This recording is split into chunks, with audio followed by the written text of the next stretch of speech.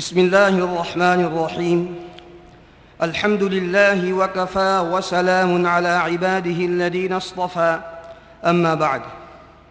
حضرات علماء کرام، قرائے عظام، مہمانان ذی وقار، جامعہ ہذا اور اطراف کے موقر دینی اداروں سے تشریف لائے ہوئے عزیز طلباء اور سرزمین ہندوستان اور دنیا کے مختلف ممالک میں اپنے مقام پر رہ کر ہماری ویب سائٹ سے ہمارے پروگرام کو سننے والے عشاق قرآن و محبین لجنا، اس مبارک اجلاس میں ہم آپ تمام حضرات کا خیر مقدم کرتے ہیں اور دل کی گہرائیوں سے شکریہ ادا کرتے ہیں۔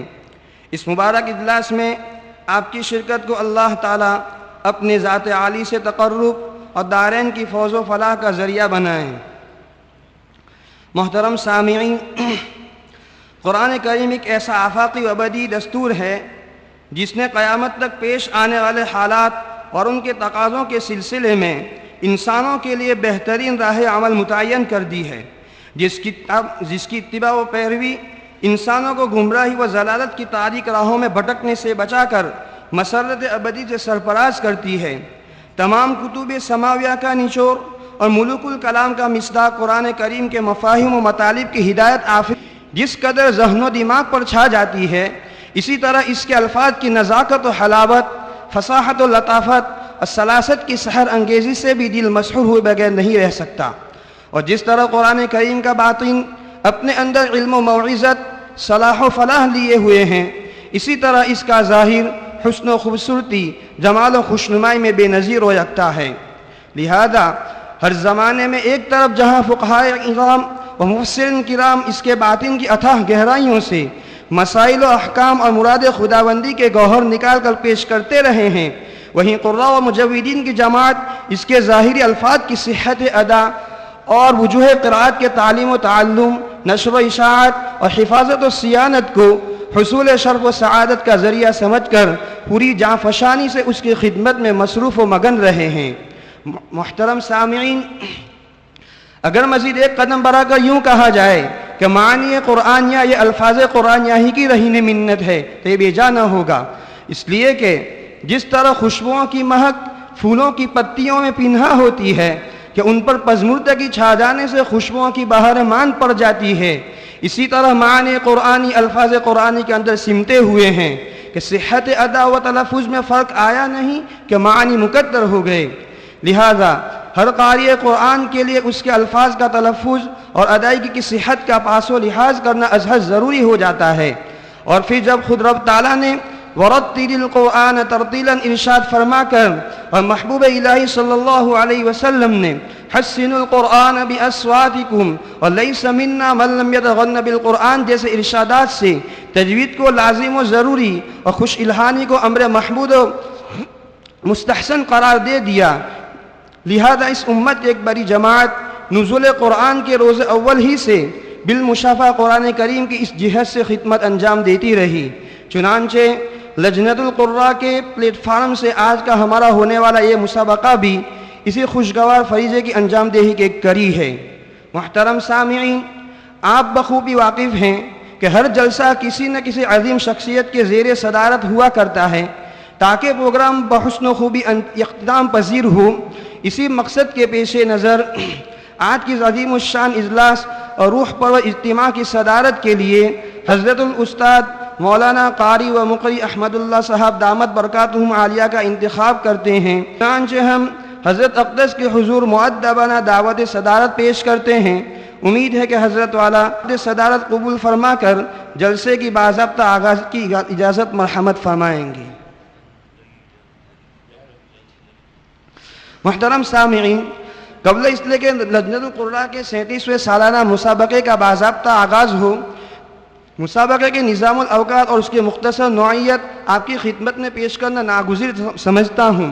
یاد رہے یہ مسابقہ کل 5 مجالس پر مشتمل ہوگا۔ یہ پہلی مجلس ہے اور دوسری مجلس کی ابتدا آئندہ کل صبح 7:30 بجے سے ہوگی اور تیسری مجلس کا آغاز آئندہ کل بعد نماز جمعہ 2:45 بجے سے اور چوتھی مجلس آئندہ کل بعد نماز مغرب متصلاً شروع ہوگی اور 5ویں مجلس پر اور 5ویں مجلس پرسوں یوم شنبہ صبح 7:45 بجے شروع ہوگی اور اسی 5ویں اور آخری مجلس پر اس مسابقے کا پروگرام پایہ تکمیل تک پہنچے گا انشاءاللہ۔ اس مسابقے میں حصہ لینے والے طلباء کی کل تعداد 25 ہے، جن کو 3 فرعوں میں تقسیم کیا گیا ہے۔ نمبر 1، فرع اول طیبۃ النشر کے طریق سے قراءت عشرہ پڑھنے والے طلباء کی رہے گی، جس میں کل 7 قراء حصہ لیں گے۔ نمبر 2، فرع ثانی شاطبیہ اور درہ کے طریق سے قراءت عشرہ پڑھنے والے طلباء کے لیے طے ہوئی ہے، جس میں کل 8 طلباء شریک ہیں۔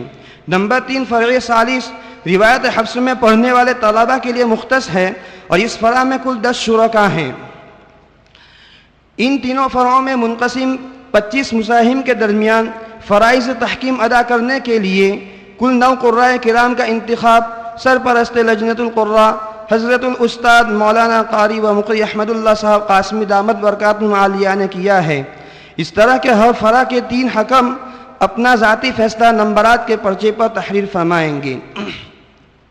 فرع اول کے لیے جن 3 حضرات حکم کا انتخاب عمل میں آیا ہے وہ یہ ہیں۔ نمبر 1، جناب مولانا قاری و مقری ثناء اللہ صاحب باگلپوری مدظ ذلہ، آپ شعبہ تجوید و قراءت جامعۃ القراءت کفلتہ کے مدرس اول ہیں۔ نمبر 2، جناب مولانا قاری و مقری اسحاق صاحب بڑکودروی مدظ ذلہ۔ نمبر 3، جناب مولانا قاری و مقری عبد الرحمن صاحب بڑکودروی مدظ ذلہ۔ مؤخر الذکر دونوں ہی حضرات حکم حضرت الاستاد کے خدام خاص ہیں۔ فرع ثانی کے لیے جناب مولانا قاری و مقری عبد الرحیم صاحب بٹئی مدظ ذلہ، آپ جامعہ حقانیہ کٹھور ضلع سورت کے مدرس اول ہیں۔ نمبر 2، جناب مولانا قاری و مقری قاسم صاحب بڑکودروی زید لطف، آپ شعبہ تجوید و قراءت جامعہ رحمانیہ کھامبیا علی پور کے مقبول استاذ ہیں۔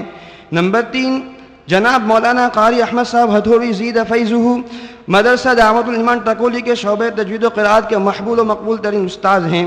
فرع ثالث کے لیے جناب مولانا قاری و مقری محمد حفظ الرحمن سملہ کی دامت برکاتہم، آپ جامعہ حاضہ کے مقبول ترین استاذ فقہ و حدیث ہیں، نیز شرعی عدالت جامعہ حاضہ کے قاضی بھی ہیں۔ نمبر 2، جناب مولانا قاری و مقری ساجد آکلی زید مجدہ، آپ شعبہ تجوید و قراءت مدرسہ دعوت الایمان ٹکولی کے استاذ ہیں۔ نمبر 3، جناب مولانا قاری و مقری محمد علی صاحب راندیری مدظ ذلہ، آپ صوبہ گجرات کے قدیم دینی درسگاہ جامعہ حسینیہ راندیر کے شعبہ تجوید و قراءت کے استاذ ہیں، اور یہ تمام حضرات حکم الحمدللہ جامعہ دابیلہی کے ممتاز فضلہ ہیں اور بلا واسطہ حضرت الاستاذ سے فیض یافتہ ہیں۔ قراءت عشرہ متواترہ کے قاری بھی ہیں اور اپنی جگہ اپنے اداروں میں فن کی نمایاں خدمات انجام دے رہے ہیں۔ بحمداللہ فن تجوید و قراءت سے گہری دلچسپی رکھتے ہیں اور قرآنی مسابقات کی نزاکتوں سے اچھی خاصی واقفیت بھی رکھتے ہیں۔ ہم ان تمام حکم حضرات کے بہت ہی مشکور ہیں کہ ہم اپنی قیمتی مشاغل کو پس پشت ڈال کر اپنے مادر علمی کی دعوت پر لبیک کہا اور تشریف لائے۔ اللہ سبحانہ و تعالی ان کی خدمت کو شرف قبولیت بخشیں اور ان کے علم و عمل میں برکت کا ذریعہ بنائیں۔ ہدایت برائے مساہمین۔ مسابقہ کے مساہمین چند ضروری باتیں غور سے سنیں۔ نمبر 1، ہر مساہم ترتیل، تدویر اور حدر تینوں کیفیات قراءت میں پڑھنے کا پابند ہوگا۔ نمبر 2، ہر مساہم تینوں کیفیات میں ترتیب کا بھی پابند رہے گا، پہلے ترتیل پھر تدویر اور پھر حدر کی کیفیت میں قراءت پیش کرے گا۔ نمبر 3، فرع اول و ثانی کے مساہمین تینوں کیفیات میں کسی ایک روایت کو اس کے کسی ایک خارج طریق ہی سے پڑھنے کے پابند رہیں گے۔ نمبر 4، ہر مساہم قراءت قرآن شروع کرنے سے پہلے اپنی متعینہ روایت کا اعلان کرے گا، پھر یہ کہ وہ روایت کس کتاب کے مضمون سے پڑھ رہا ہے اور رجال قراءت میں سے کس طریق سے پڑھ رہا ہے، اس کے اعلان کا بھی مکلف ہوگا۔ نمبر 5، تینوں کیفیات میں اپنے قراءت پیش کرنے کے بعد ہر مساہم صاحب کتاب سے امام قراءت تک سند متصل کو پیش کرنے کا حسب ضابطۂ مسابقہ پابند رہے گا۔ اسی وجہ سے فرع اول و ثانی کے طلباء کو تینوں کیفیات میں ایک ہی روایت کو ایک ہی طریق سے پڑھنے کا پابند کیا گیا ہے تاکہ سند بیانی میں وقت زیادہ صرف نہ ہو۔ نمبر 6، فی مساہم 20 منٹ کا وقت طے پایا ہے، 15 منٹ ترتیل کے لیے، 3 منٹ تدویر کے لیے اور 2 منٹ حدر کی کیفیت کے لیے۔ گھڑی آپ کے سامنے ہے۔ وقت کی تنگ دامنی کو ملحوظ خاطر رکھیں۔ ترتیلاً پڑھتے وقت پہلی گھنٹی بجے تو چوکن نہ ہو جائے کہ ہمارا وقت پورا ہونے جا رہا ہے۔ دوسری گھنٹی بجنے پر اپنی قرات کو مکمل کرنے کی پوری کوشش کیجیے، اور تیسری گھنٹی یہ وقت تک کہ بالکل پورا ہو جانے کا اعلان ہوگا۔ اگر اس کے بعد بھی قرات جاری رکھی تو یہ ضابطۂ مسابقہ کے خلاف ورزی میں شمار ہوگا، اس لیے تیسری گھنٹی پر فوراً قرات قطع کر لیں، اور تدویر و حضر کی کیفیت میں پہلی گھنٹی بجتے ہی قرات منقطع کر دیں۔ ہاں، جس آیت کی تلاوت کی جا رہی ہے وہ ضرور پوری کر لیں تاکہ وسط قرات میں قطع لازم نہ آئے۔ امید ہے کہ مساہمین ان ضوابط پر عمل کی ضرور صحیح کریں گے۔ سامعین کرام، اب مسابقے کا باضابطہ آغاز ہونے جا رہا ہے۔ سب سے پہلے فرع ثالث کے حکم حضرات سے گزارش ہے کہ اپنی نشستگاہ پر تشریف لے آئیں، اور تمام حضرات حکم کی ناموں کی تختیہ ٹیبل پر رکھی ہوئی ہے، اپنے نام کی تختی کے مقابل کرسی پر تشریف رکھیں۔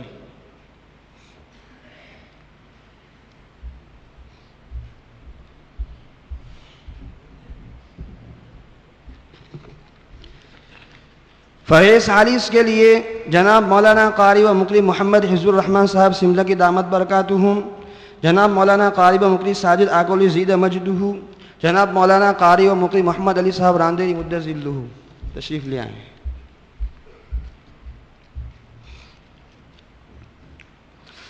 سب سے پہلے درجہ عربی سوم کے ایک طالب علم رضوان دیوائی کو دعوت دیتا ہوں کہ وہ آئے، اور بروایت حفص عن الامام عاصم الکوفی من طریق ابی محمد عبید بن صباح من کتاب الشاطبیہ تینوں کیفیت قرات میں اپنی تلاوت سے مسابقے کا آغاز فرمائیں۔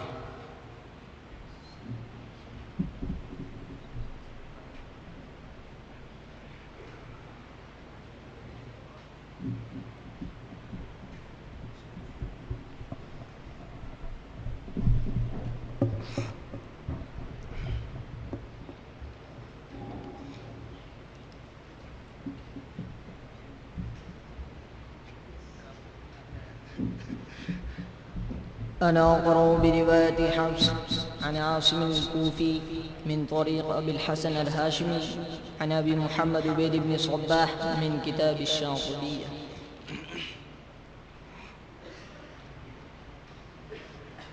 أعوذ بالله من الشيطان الرجيم.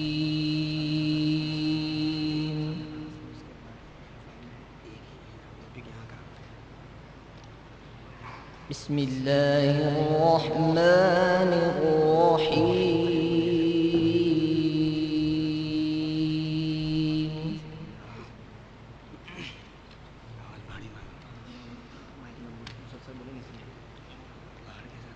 لله ما في السماوات وما في الأرض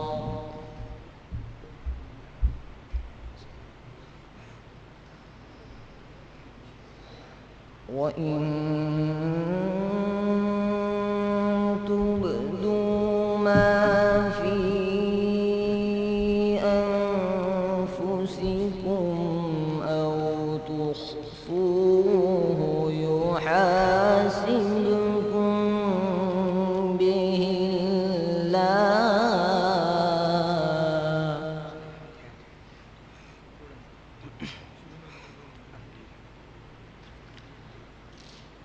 فيغفر لمن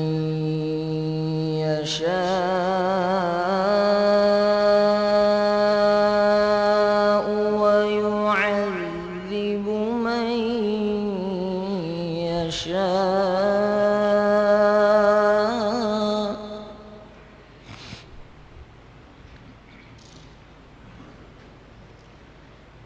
والله على كل شيء قدير.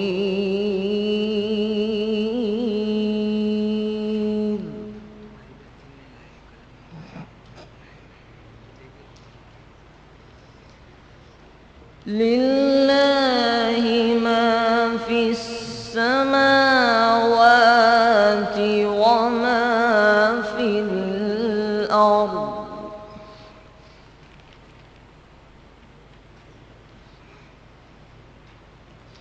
وإن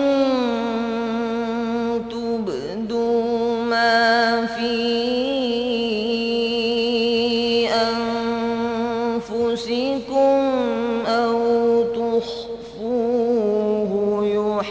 يحاسبكم به الله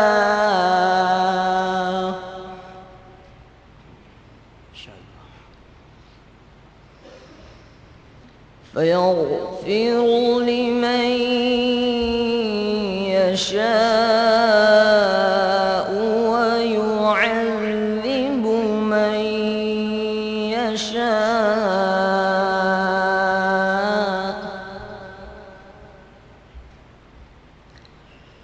والله على كل شيء قدير.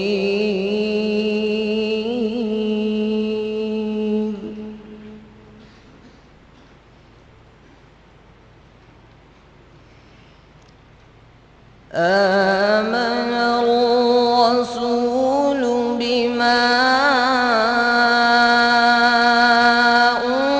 أنزل إليه من ربه والمؤمنون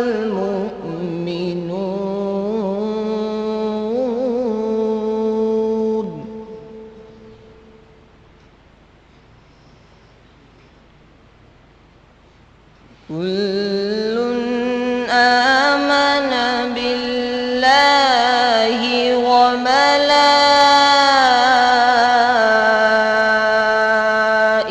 وملائكته وكتبه ورسله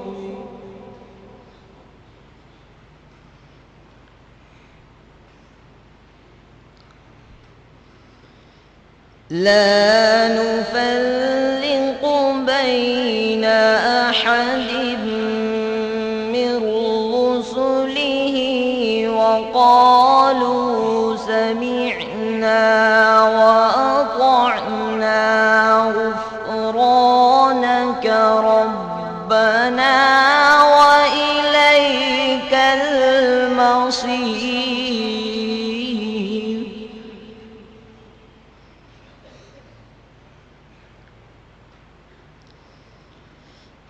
غفرانك ربنا وإليك المصير.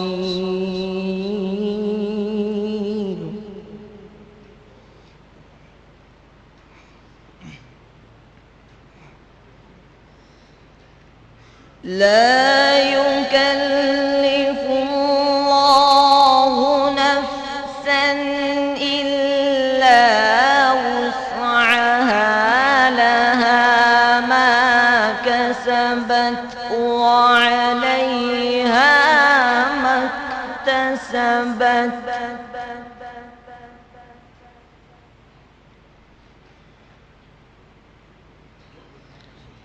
ربنا لا تؤاخذنا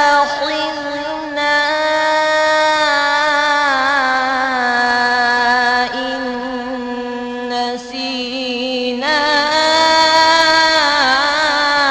أو أخطأنا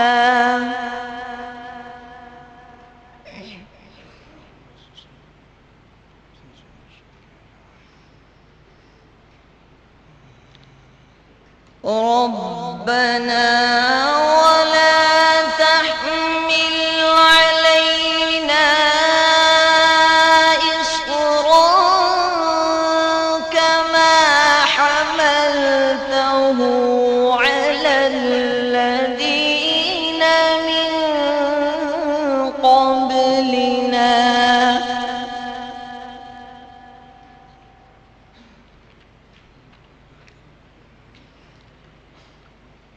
ربنا ولا تحمل علينا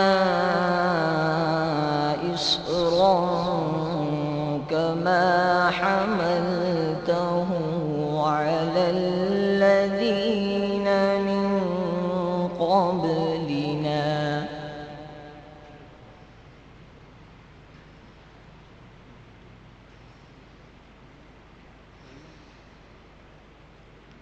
ربنا ولا تحملنا ما لا طاقة لنا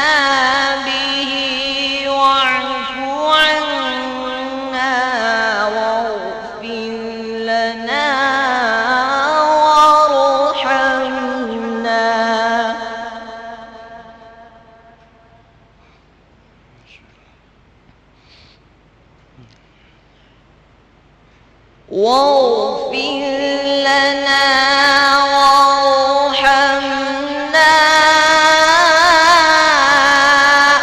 أنت مولانا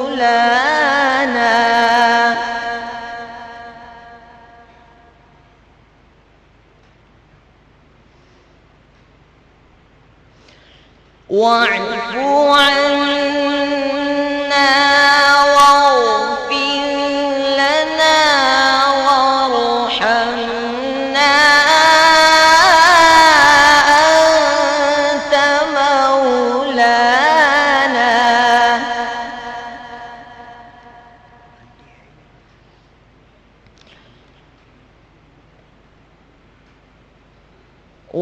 وارحمنا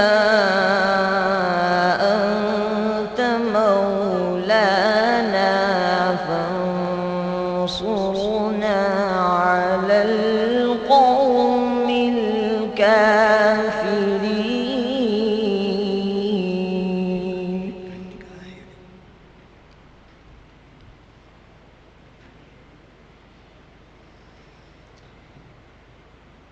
بسم الله الرحمن الرحيم والسماء ذات البروج واليوم الموعود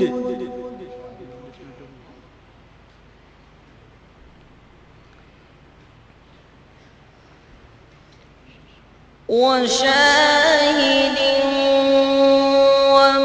ومشهود قتل أصحاب الأخدود النار ذات الوقود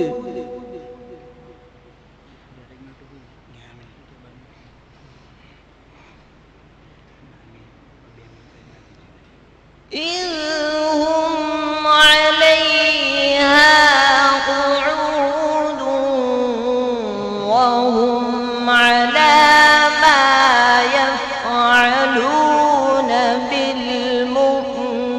بالمؤمنين شهود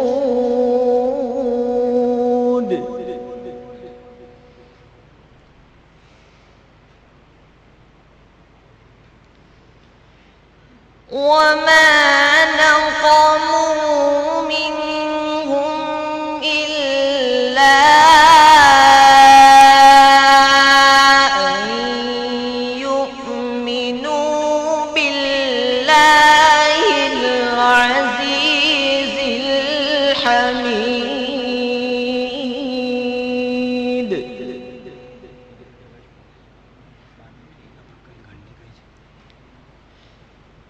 الذي له ملك السماوات والأرض والله على كل شيء شهيد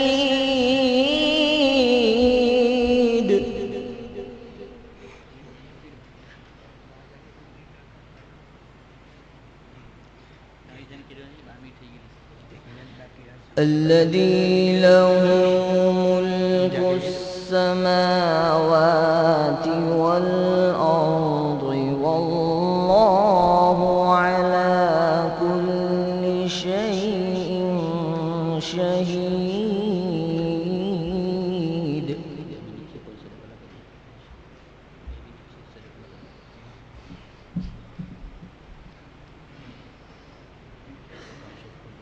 إن الذين فتنوا المؤمنين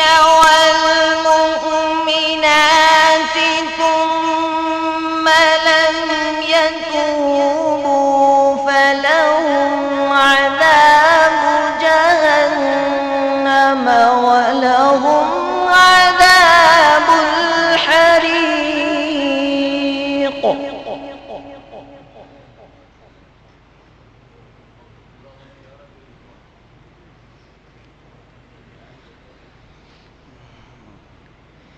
إن الذين آمنوا وعملوا الصالحات لهم جنات تجري من تحتها الأنهار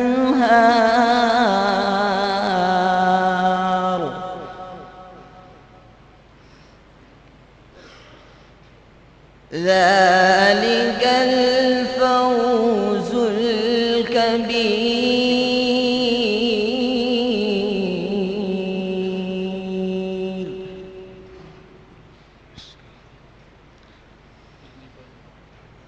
إن بطش ربك لشديد إنه هو يبدئ ويعيد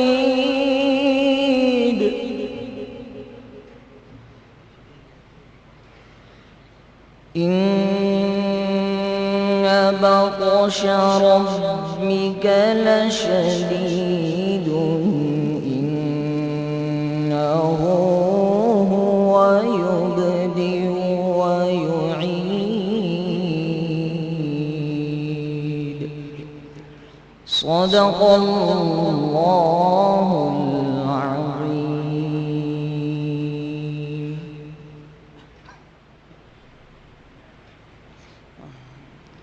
أعوذ بالله من الشيطان الرجيم. بسم الله الرحمن الرحيم.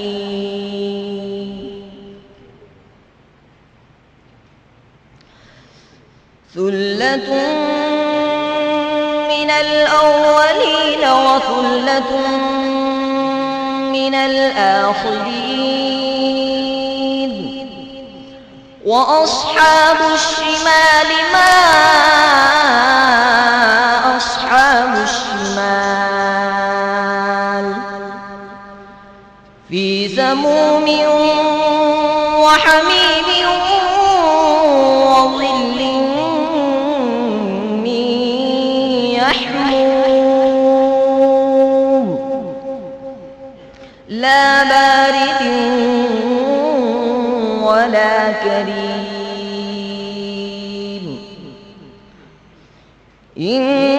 إنهم كانوا قبل ذلك مترفين وكانوا يصرون على الحنث العظيم وكانوا يقولون أإذا متنا وكنا ترابا وعظاما أإنا لمبعوثون أوآباؤنا الأولون. قل إن الأولين والآخرين لمجموعون إلى ميقات يوم معلوم. صدق الله العظيم.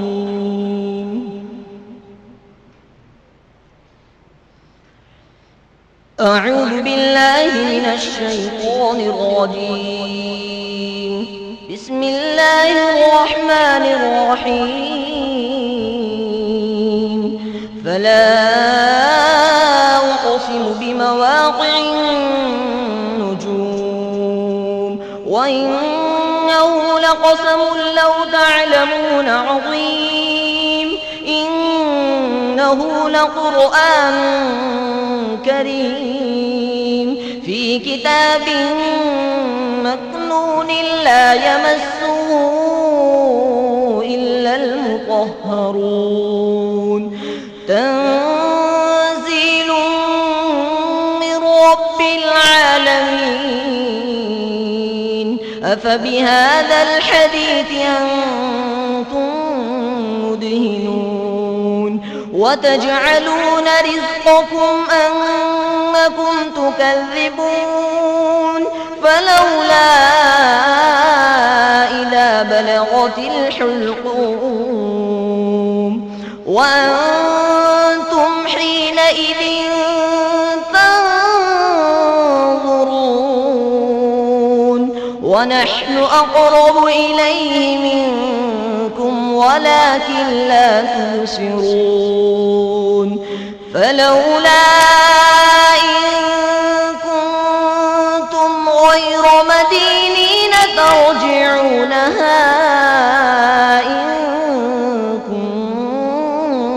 كنتم صادقين فأما إن كان من المقربين فروح وريحان وجنة نعيم صدق الله العظيم. قرأ بها الشاطبي على النفز وقرأ لابن الغلام الفرس وقرأ لأبي داود سليمان بن النجاح وقرأ للداني.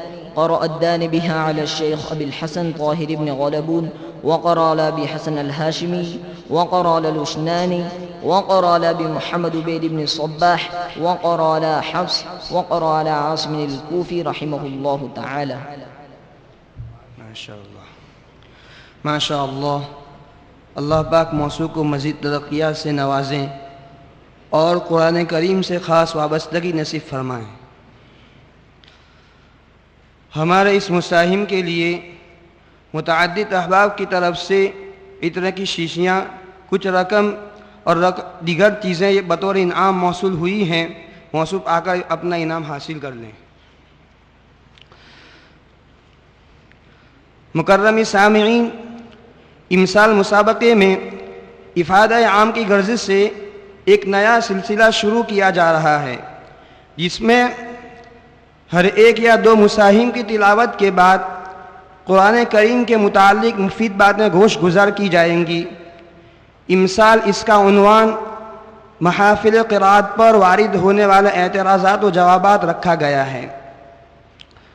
محترم سامعین، جامعہ قاسمیہ کراچی کی مسائل جمیلہ سے فروری سن عیسوی 266 میں حجاز، عراق، مصر، شام، انڈونیشیا وغیرہ کے قاری صاحبان کی تشریف آوری پر پاکستان کے کئی شہروں میں عالمی مجلس قرات منعقد ہوئی تھی اور بہت سے لوگ براہ راست اس سے اور پھر اس کی نقل بذریعہ ریڈیو اور ٹیپ ریکارڈ سے خوب محظوظ ہوئے تھے، اور شاید کچھ بعض وقت افراد اب بھی اس سے محظوظ ہو رہے ہوں گے اور اپنے ایمان میں ایک تازگی محسوس کر رہے ہوں گے.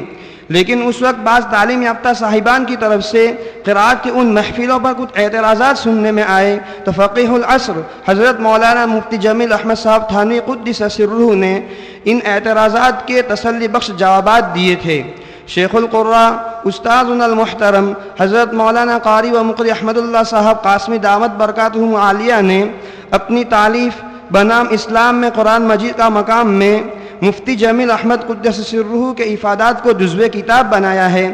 میں آئندہ انشاءاللہ افادہ عام کی غرض سے محافل قرات پر وارد ہونے والے شبہات و اعتراضات اور ان کے معقول و مدلل جوابات قسط وار سامعین کی خدمت میں پیش کرنے کی حتی الوسع کوشش کروں گا انشاءاللہ.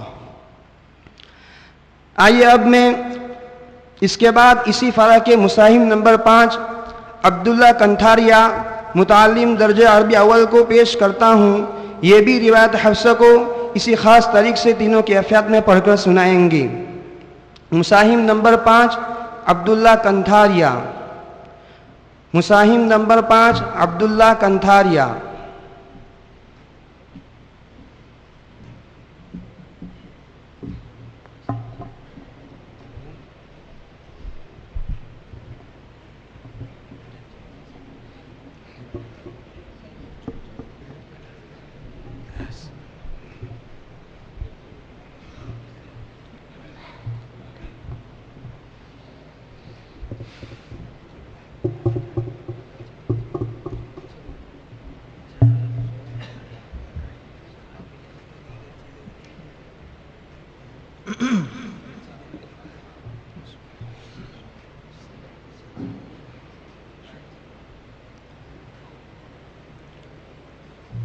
أنا أقرأ برواية حفص عن الإمام عاصم الكوفي من طريق أبي الحسن الهاشمي عن أبي محمد عبيد بن الصباح من كتاب الشاطبية.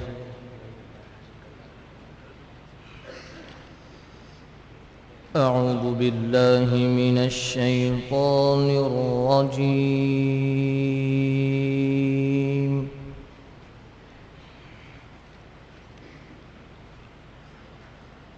بسم الله الرحمن الرحيم.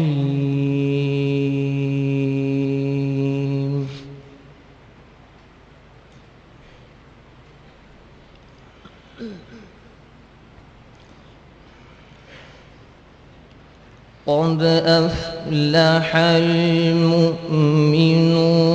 الذين هم في صلاتهم خاشعون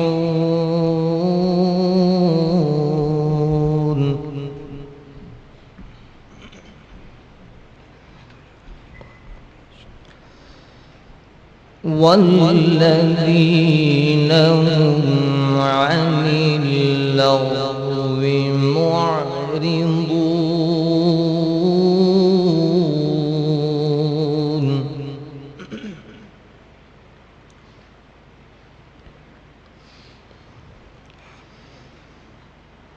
والذين هم للزكاة فاعلون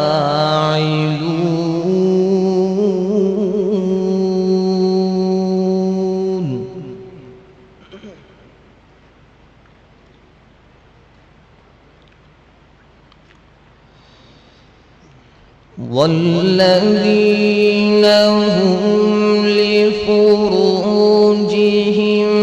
حافظون إلا على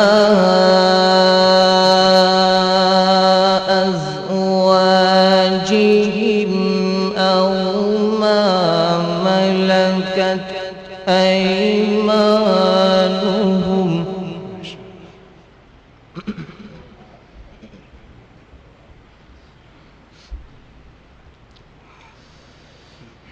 إلا على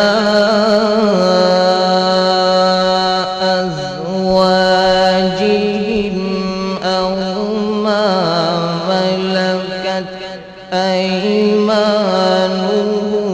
فإنهم غير ملومين.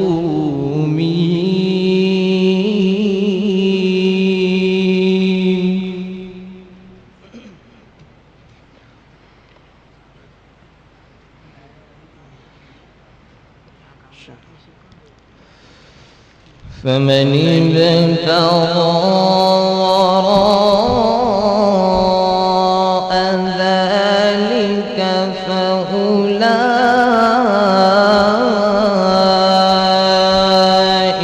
هم العادون.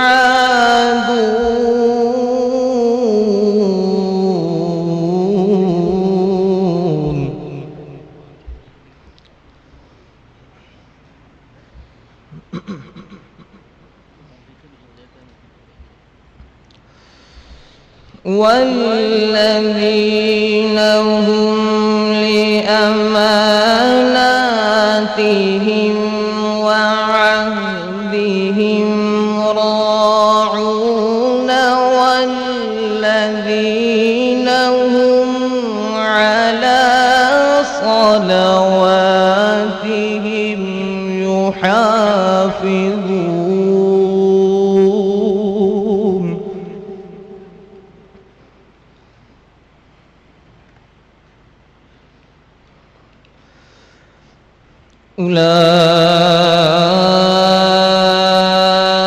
أولئك هم الوارثون الذين يرثون الفردوس هم فيها خالدون.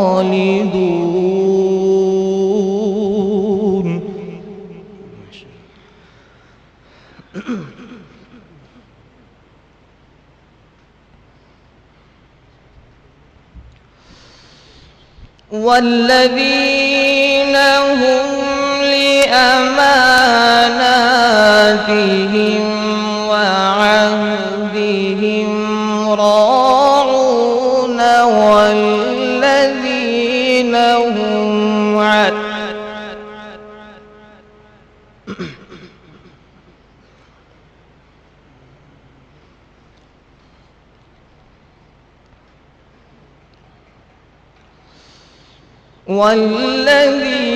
هم على صلواتهم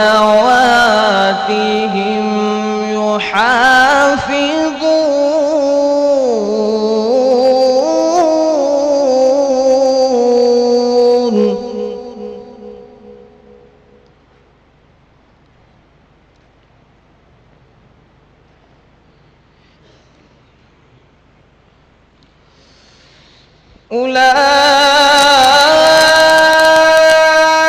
أولئك هم الوارثون الذين يرثون الفردوس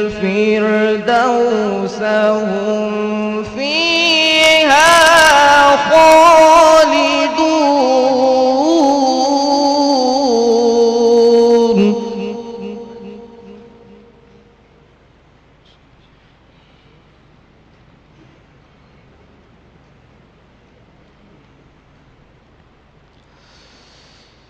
ولقد خلقنا الإنسان من سلالة من طين ثم جعلناه نطفة في قرار مكين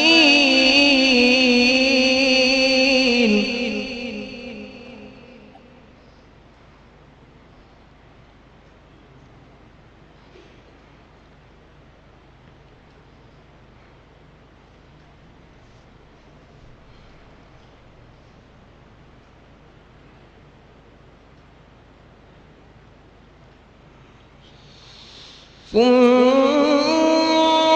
خلقنا النطفة علقة فخلقنا العلقة مضغة فخلقنا المضغة عظاما. ما شاء الله.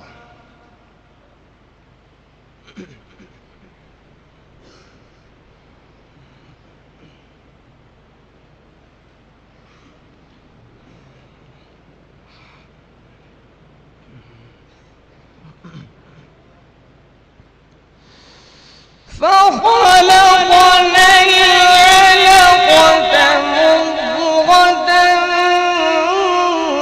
فخلقنا المضغة عظاما فكسونا العظام لحما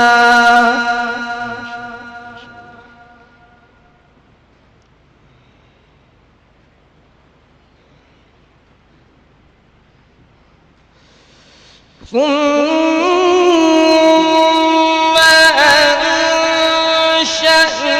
أنشأناه خلقا آخر فتبارك الله أحسن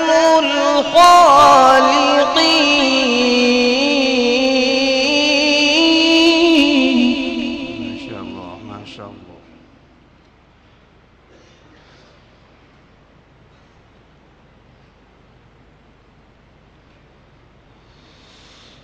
ثم إنكم بعد ذلك لميتون ثم إنكم يوم القيامة تبعثون.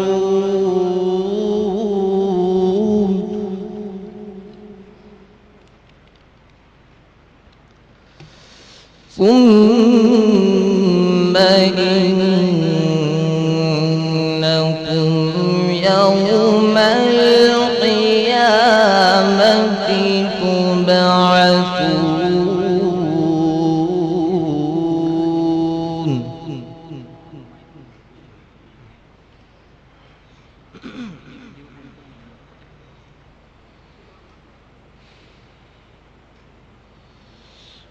ولقد خلقنا فوقكم سبع طرائق وما كنا عن الخلق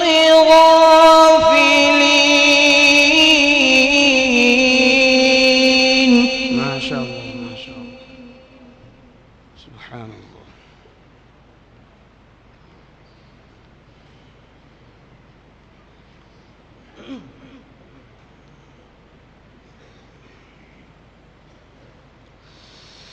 ولقد خلقنا فوقكم سبع طرائق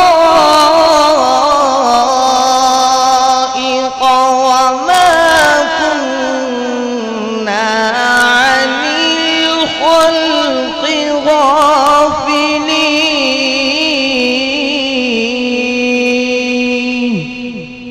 ما شاء الله.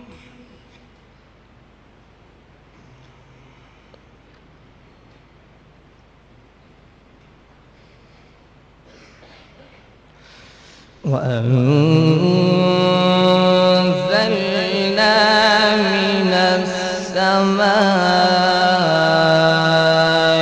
ماء بقدر فأسكناه في الأرض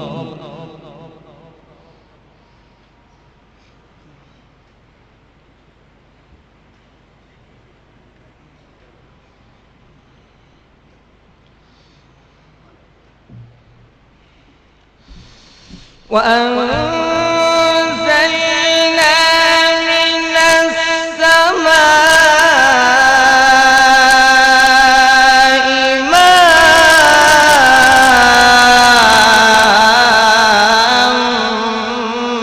بقدر فأسكناه في الأرض وإنا على ذهاب به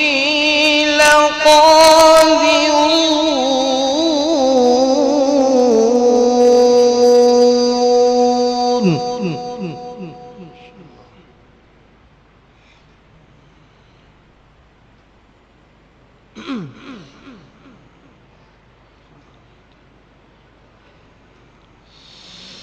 وشجرة تخرج من طور سيناء تنبت بالدهن وصبغ للآكلين.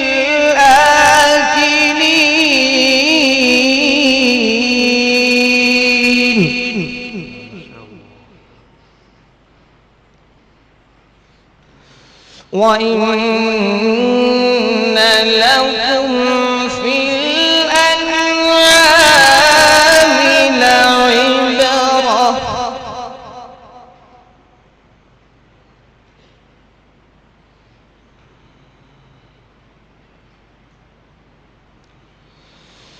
نسقيكم مما في بطونها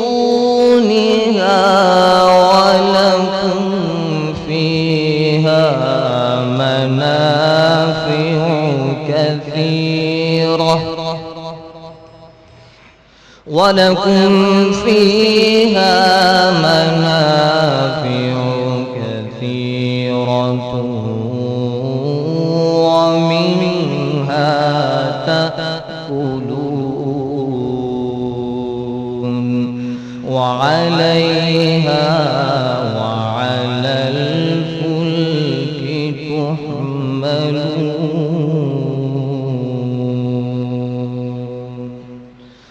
صدق الله العظيم.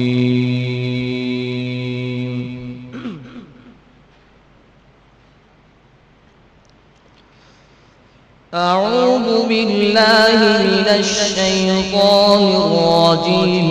بسم الله الرحمن الرحيم.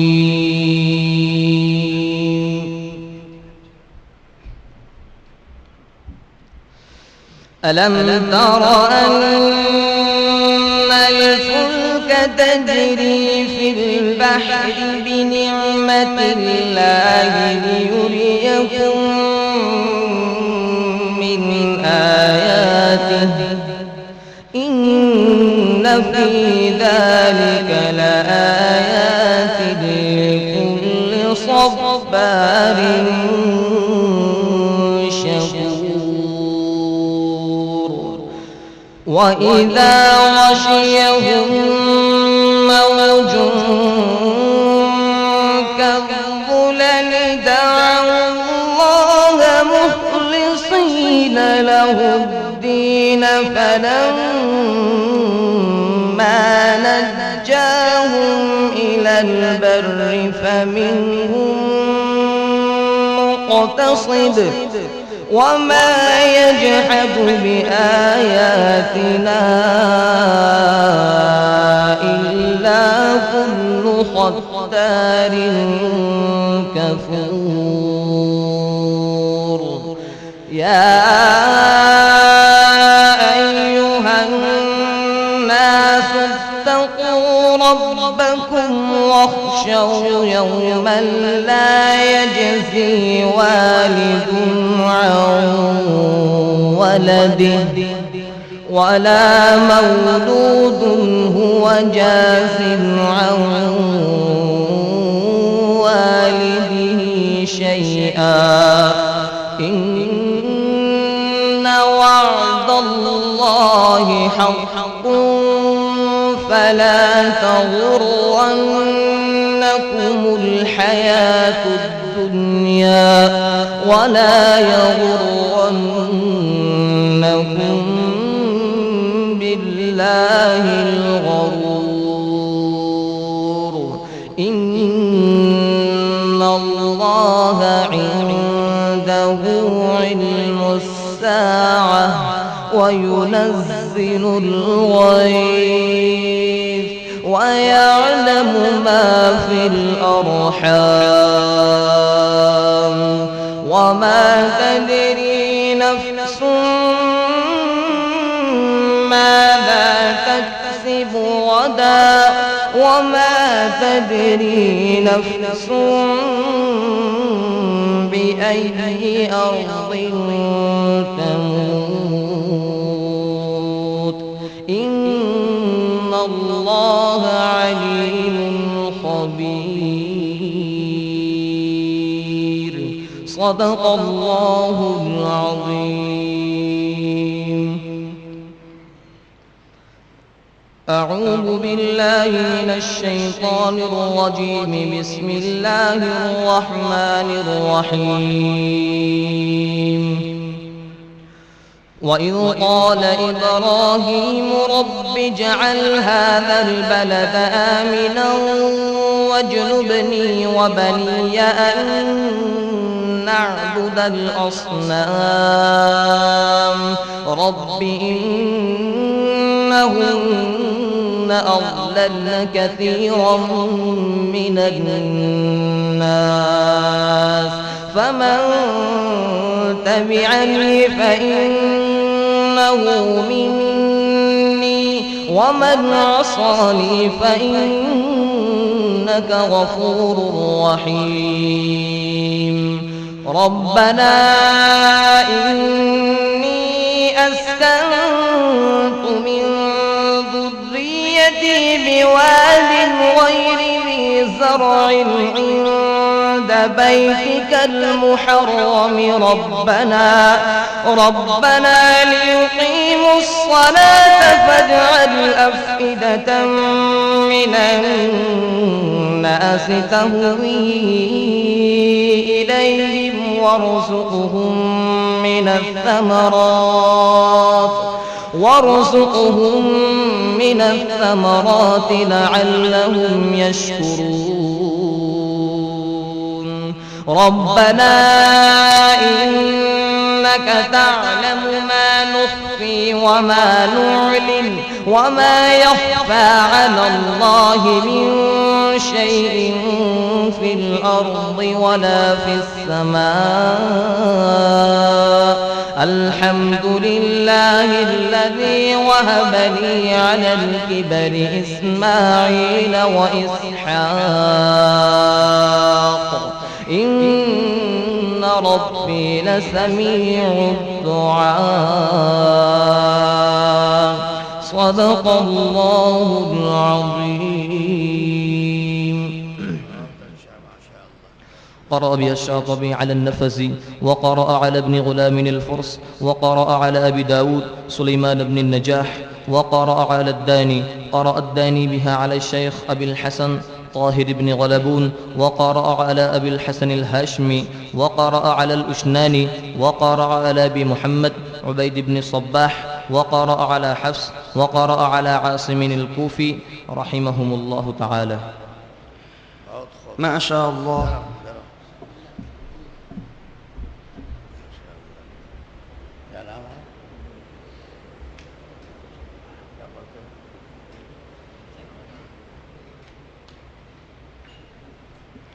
ماشاءاللہ عربی اول کا طالب علم ہے. کتنا اچھا اٹھان ہے. اللہ تعالیٰ ان کو نظر بس سے بچائیں. یہ اگر محنت کریں بہترین پڑھنے والوں میں شمار ہوگا. کاتب نور الدین صاحب کا لڑکا ہے. کاتب نور الدین صاحب کا لڑکا ہے. اوہو ماشاءاللہ آپ کا بیٹا ہے. یعنی بڑی خوبی کی بات یہ ہے کہ جرأت ہے. یہ ایک چیز جب تک اپنے اندر آپ جرأت پیدا نہیں کریں گے پڑھ ہی نہیں سکو گے. جہاں تم مروب ہوئے تمہارا پڑھنا سب ختم. یہ بڑی خوبی اس بچے کے اندر یہ ہے کہ جرأت کے ساتھ اس نے پڑھا ہے. ماشاءاللہ اللہم زد فزد.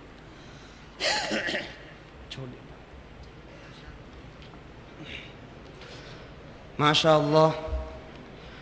سامعین ذی وقار، ہمارے یہ مساہم لجنہ سے اسی سال وابستہ ہوئے اور پہلے ہی سال میں ذیلی مسابقے میں معیاری نمبرات حاصل کر کے یہاں تک پہنچے اور کسی جلسے میں ان کی یہ پہلی قرأت ہے. میں ان کی اس ہمت و جرأت پر مبارکباد پیش کرتا ہوں.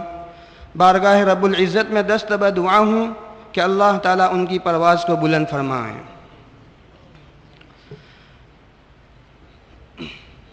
عزیزم عبداللہ کنتھاریا کے لیے بھی متعدد عطر کی شیشیاں، مختلف پیکٹ، 1020 روپے اور دیگر کچھ اشیاء موصول ہوئی ہیں.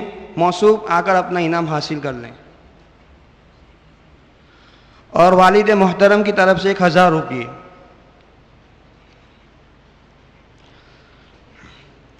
محترم حضرات، محافل قرأت پر وارد ہونے والے اعتراضات اور ان کے مدلل جوابات سامعین کے حضور پیش کرنے سے قبل مناسب معلوم ہوتا ہے کہ مجیب یعنی مفتی جمیل احمد صاحب تھانوی رحمۃ اللہ علیہ کا مختصر تعارف اور ان کی علمی حیثیت سے سامعین کو آگاہ کیا جائے. تو آئیے 3 قسطوں میں حضرت مفتی صاحب کے حالات سنتے ہیں. مخدوم العلماء والفضلاء فقیہ العصر حضرت مولانا مفتی جمیل احمد صاحب تھانوی رحمۃ اللہ علیہ ایک بلند پایہ علمی خاندان کے چشم و چراغ تھے. آپ کا اصل وطن قصبہ تھانہ بھون ضلع مصبر نگر یوپی تھا اور سلسلہ نسب خلیفہ ثانی سیدنا عمر فاروق رضی اللہ تعالی عنہ سے ملتا ہے. آپ 10 شوال سن ہجری 1322 پر مطابق سن عیسوی 1902 میں پیدا ہوئے. ابتدائی تعلیم اپنے ننیحال راجو پور ضلع سہارنپور میں ہوئی. والد صاحب کی ملازمت کی وجہ سے علی گڑھ زیادہ رہنا ہوا، اس لیے کہ آپ کے والد ماجد مولانا حافظ سید احمد صاحب علی گڑھ کالج میں پروفیسر تھے. علی گڑھ کالج میں ناظرہ قرآن پاک ختم کر کے اسکول میں اردو کی تعلیم حاصل کی. پھر سن ہجری 1332 میں مدرسہ امداد العلوم خانقاہ اشرفیہ تھانہ بھون میں آ کر فارسی اور عربی کی ابتدائی تعلیم لی. جب حضرت مولانا اشفاق الرحمن صاحب کاندھلوی رحمۃ اللہ علیہ نے جلال آباد میں ایک دینی مدرسہ قائم کیا تو آپ یہاں چلے آئے اور شرح جامی کی جماعت میں شامل کر دیے گئے. बाद अज़ा हज़रत अक़दस मौलाना खलील अहमद साहब सहारनपुरी क़ुद्दिस सिर्रुहु के इरशाद और तवज्जो दिलाने से मदरसा मज़ाहिर उलूम सहारनपुर में दाखिल हुए। तमाम कुतुब के उलूम फ़नून से अव्वल पोजीशन में सन हिजरी 1342 को फ़राग़त हासिल की। हज़रत सहारनपुरी ने आपको दौरे हदीस की तमाम कुतुब में पहली पोजीशन हासिल करने पर कई किताबें और एक घड़ी इनायत फरमाई। आपके असातिज़ा में मौलाना हाफिज़ अब्दुल लतीफ़, मौलाना साबित अली, मौलाना मंजूर अहमद, मौलाना अब्दुल रहमान कामिलपुरी, मौलाना असदुल्लाह रामपुरी, मौलाना बद्र आलम मेरठी, मौलाना खलील अहमद साहब सहारनपुरी रहमहुमुल्लाह ताला ख़ास तौर पर काबिल ज़िक्र हैं। आपके मज़ीद हालात ज़िंदगी की थोड़ी देर इंतज़ार फरमाइए। अब मैं रिवायत हफ्सही के फ़रा के मुसाहिम नंबर 1 ज़करिया भोपाली को पेश करने जा रहा हूँ। वो आए और कुरान करीम की आयत की तिलावत फरमाएँ। फ़रक़े सालिस मुसाहिम नंबर 1 ज़करिया भोपाली। फ़रक़े सालिस मुसाहिम नंबर 1 ज़करिया भोपाली।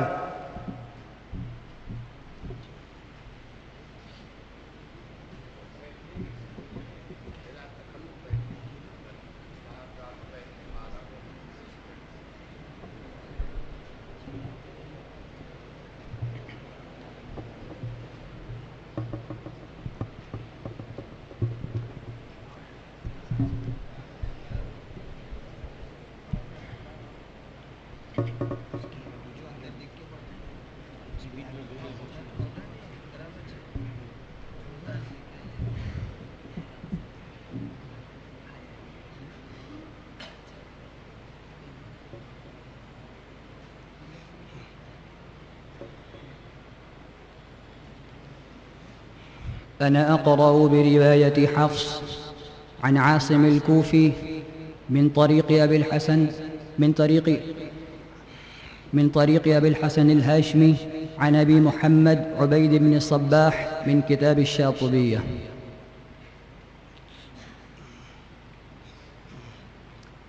أعوذ بالله من الشيطان الرجيم.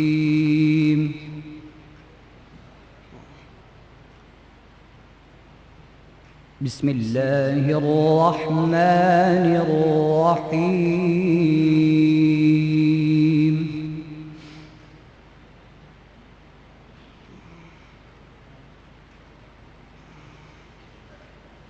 يسألونك عن الأهلة قل هي مواقيت للناس والحج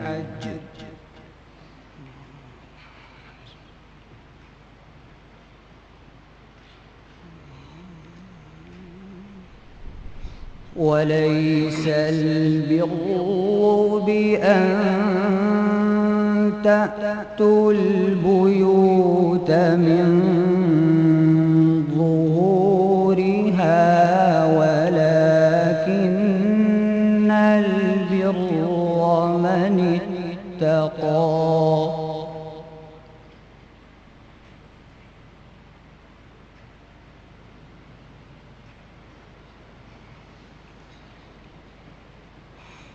وأتوا البيوت من أبوابها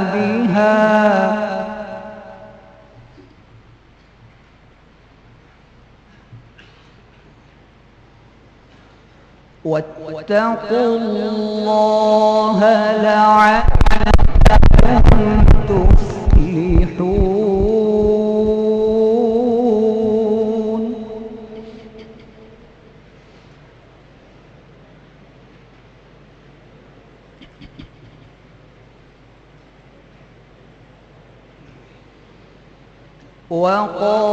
وقاتلوا في سبيل الله الذين يقاتلونكم ولا تعتدوا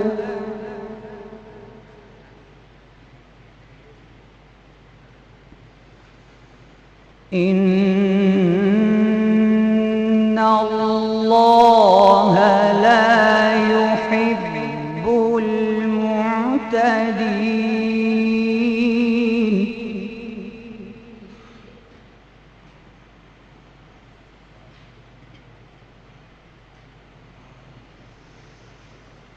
وَاقْتُلُوهُمْ حَيْثُ ثَقِفْتُمُوهُمْ وَأَخْرِجُوهُمْ مِنْ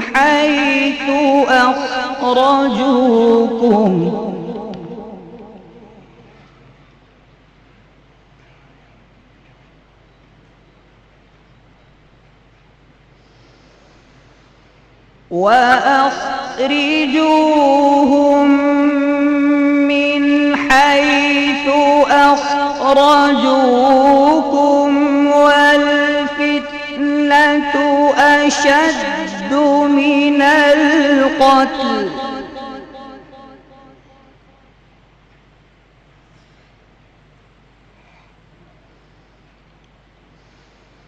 وَلَا تُقَاتِلُوهُمْ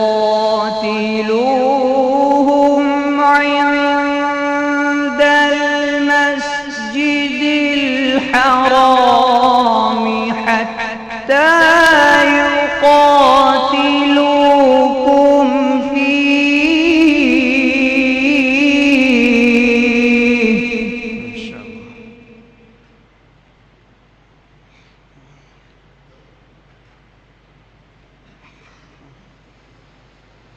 فَإِن قَاتَلُوكُمْ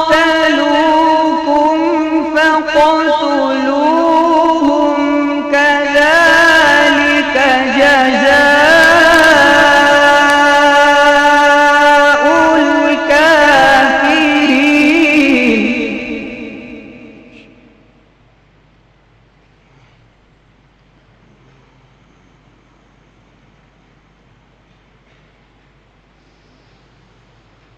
فَإِنِ انتهوا فَإِنَّ اللَّهَ غَفُورٌ رَّحِيمٌ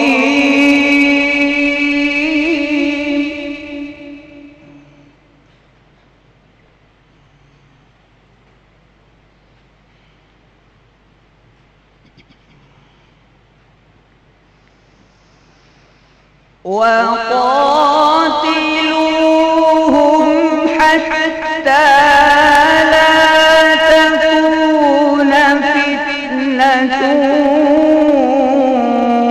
وَيَكُونَ الدِّينُ لِلَّهِ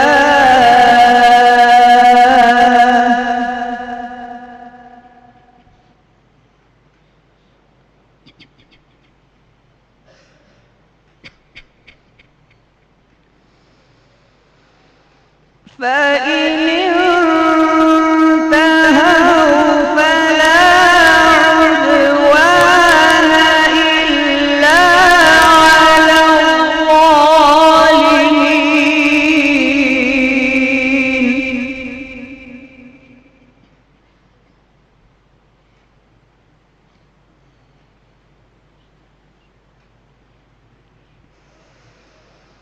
الشهر الحرام بالشهر الحرام والحرمات قصاص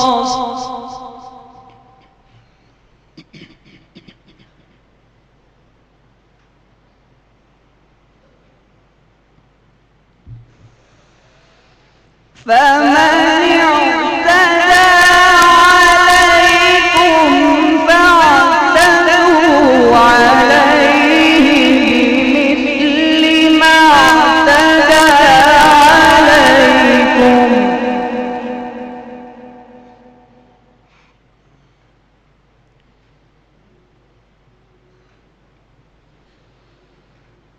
واتقوا الله واعلموا أن الله مع المتقين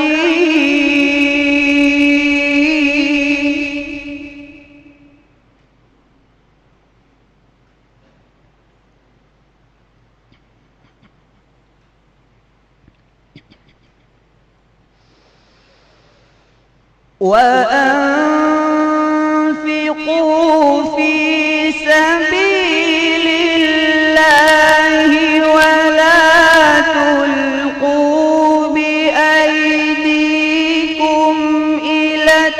التهلكة وأحسنوا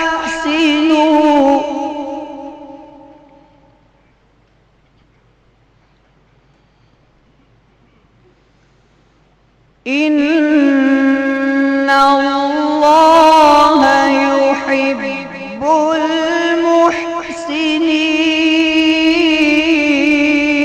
المحسنين.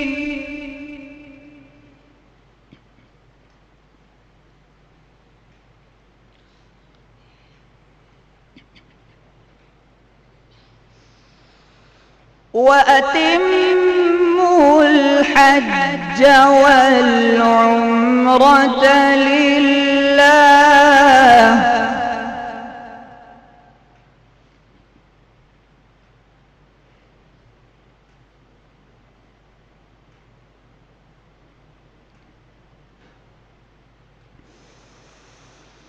فإن أحصرتم فما استيسر من الهدي ولا تحلقوا رؤوسكم حتى يبلغ الهدي محله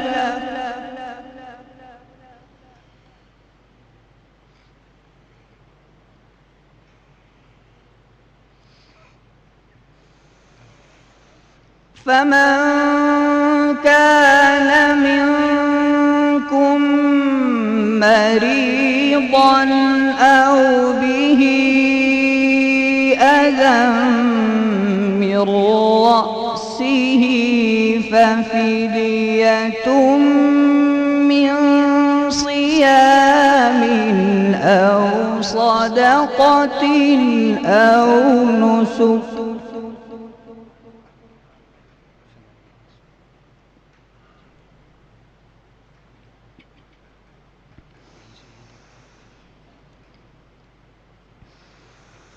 فإذا أمنتم فمن تمتع بالعمرة إلى الحج فما استيسر من الهدي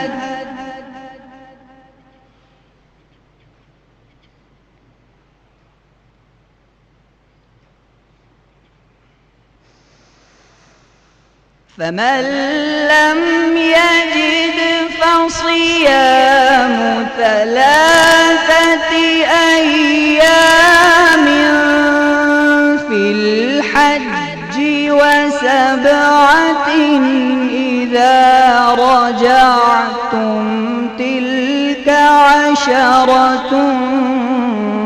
كاملة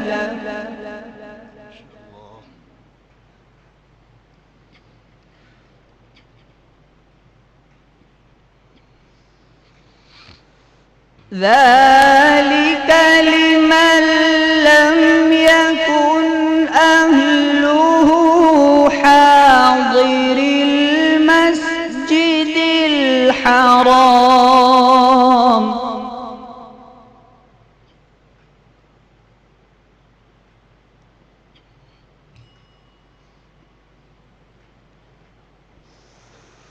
واتقوا الله واعلموا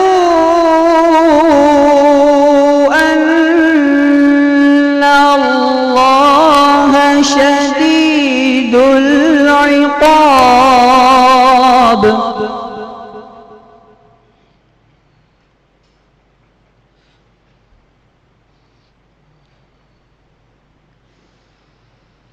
فمن كان منكم مريضا أو به أذى من رأسه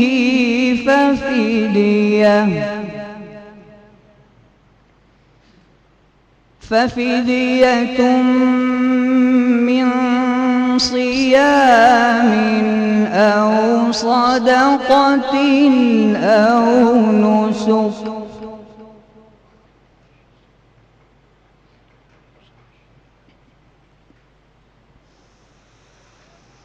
فمن كان منكم مريضا أو به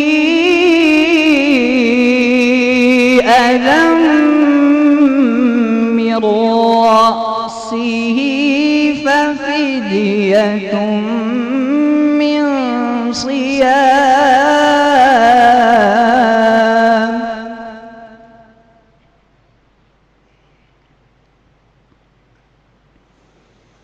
ففدية من صيام أو صدقة أو نسك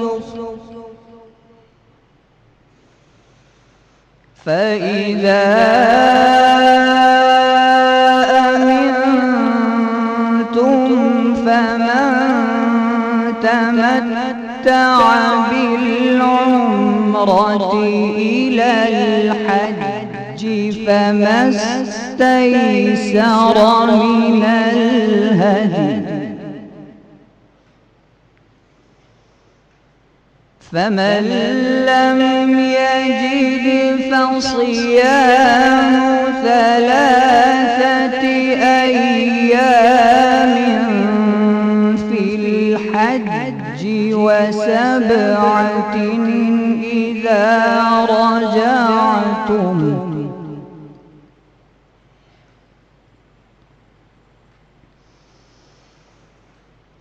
فمن لم يجد فصيام 3 أيام في الحج و7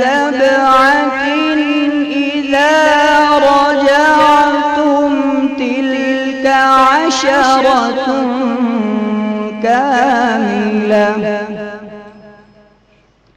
ذلك لمن لم يكن أهله حاضر المسجد الحرام واتقوا الله واعلموا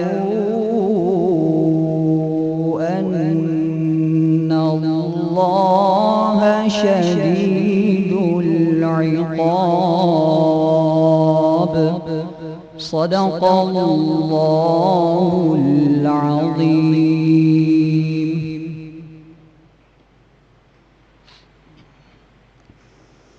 أعوذ بالله من الشيطان الرجيم. بسم الله الرحمن الرحيم. ولقد آتينا إبراهيم رشده من قبل وكنا به عالمين. إذ قال لأبيه وقومه ما هذه التماثيل التي أنتم لها عاكفون. قالوا وجدنا آباءنا لها عابدين. قال لقد كنتم أنتم وآباؤكم في ضلال مبين. قالوا أجئتنا بالحق أم أنت من اللاعبين. قال بل ربكم رب السماوات والأرض الذي فطرهن وأنا على ذلكم من الشاهدين. وتالله لأكيدن أصنامكم بعد أن تولوا مدبرين. صدق الله العظيم. أعوذ بالله من الشيطان الرجيم. بسم الله الرحمن الرحيم. فمن يعمل من الصالحات وهو مؤمن فلا كفران لسعيه وإنا له كاتبون. وحرام على قرية أهلكناها أنهم لا يرجعون حتى إذا فتحت يأجوج ومأجوج وهم من كل حدب ينسلون.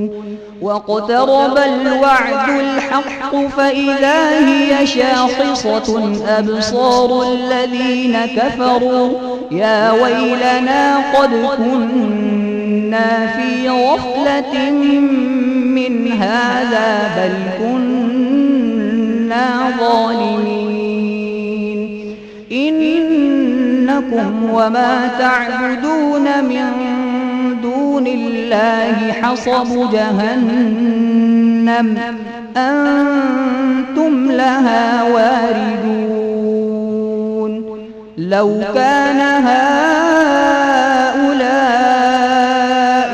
آلهة ما وردوها وكل فيها خالدون. لهم فيها زفير وهم فيها لا يسمعون.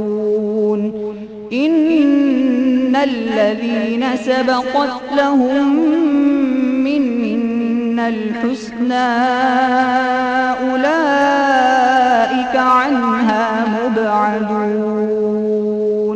صدق الله العظيم. قرأ بها الشاطبي على النفزي، وقرأ على ابن غلام الفرس، وقرأ على أبي داود سليمان بن النجاح، وقرأ على الداني. قرأ الداني بها على الشيخ أبي الحسن طاهر بن غلبون، وقرأ على أبي الحسن الهاشمي، وقرأ على الأشناني، وقرأ على أبي محمد عبيد بن صباح، وقرأ على حفص، وقرأ على عاصم الكوفي رحمهم الله تعالى. माशा अल्लाह। अल्लाह पाक मौसू को मज़ीद तरक्यात से नवाजें और मश्क़ कुरान करीम के बाग में फ़नायत नसीब फरमाएँ।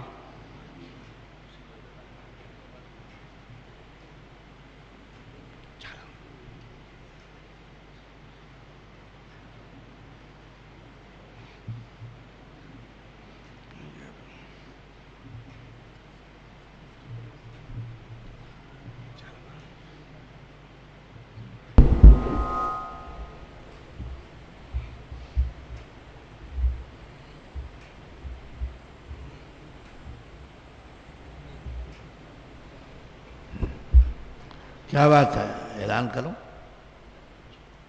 बस। बाकी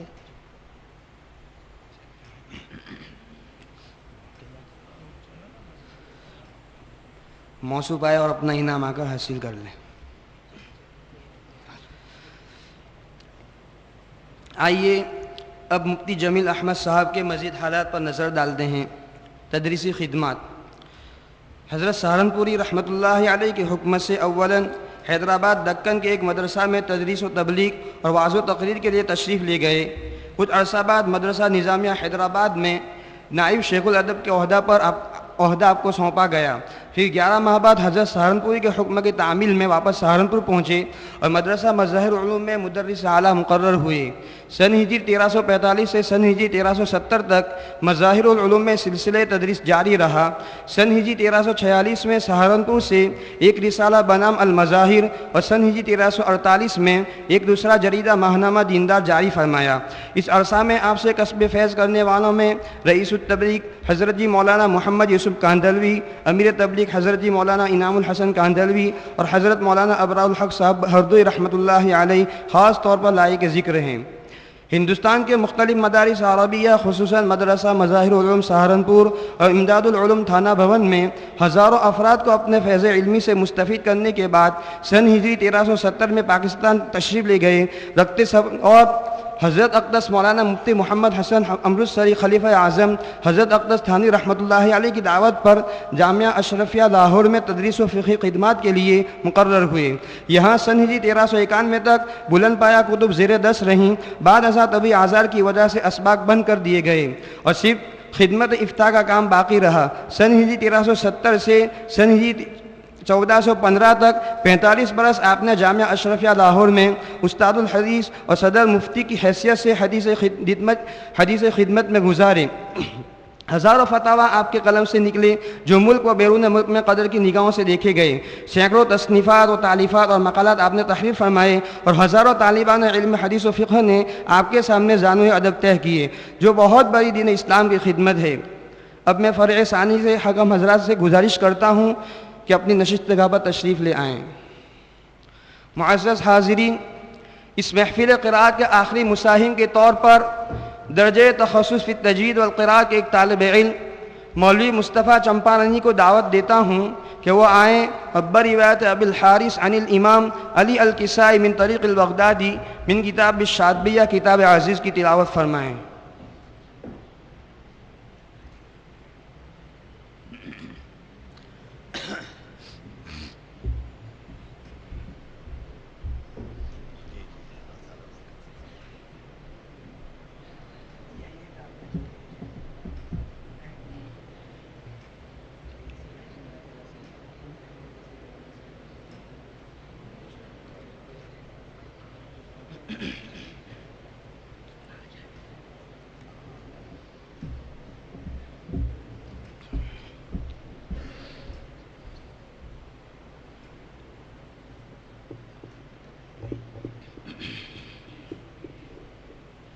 شروع کیجیے۔ أنا أقرأ برواية أبي الحارث عن الإمام كسائي من طريق زيد بن علي وعن البطي وعن محمد بن يحيى البغدادي من كتاب الشاطبية والتيسير.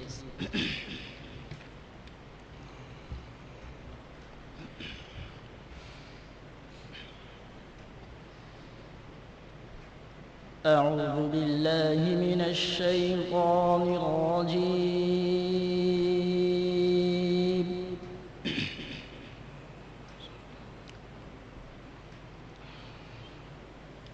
بسم الله الرحمن الرحيم.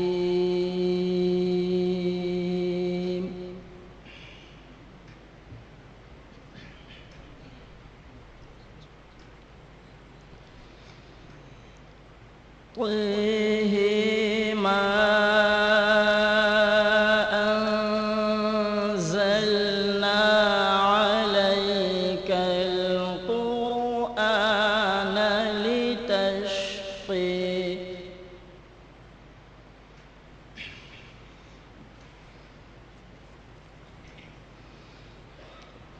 إلا تذكرة لمن يخشى.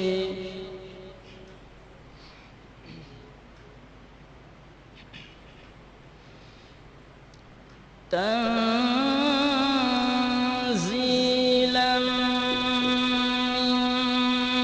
ممن خلق الأرض والسماوات العلي.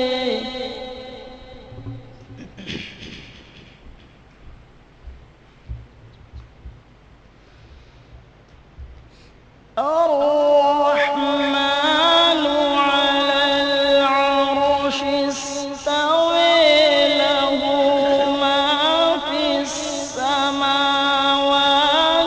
وما في الأرض وما بينهما وما تحت الثرى.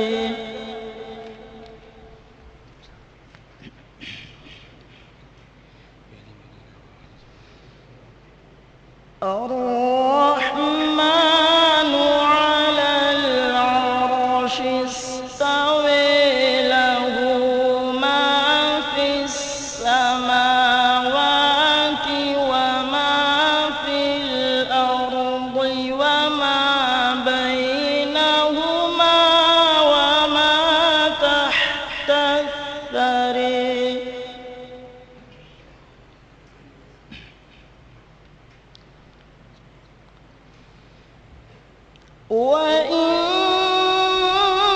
وإن تجهر بالقول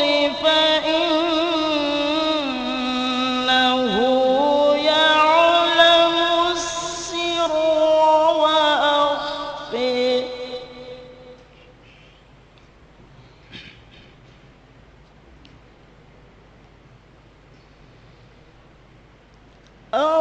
الله لا إله إلا هو له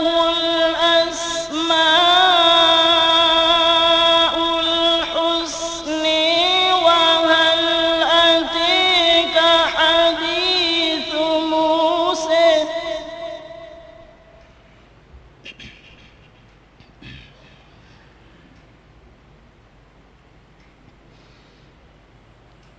إذ رئي نارا فقال لأهلهم كثوا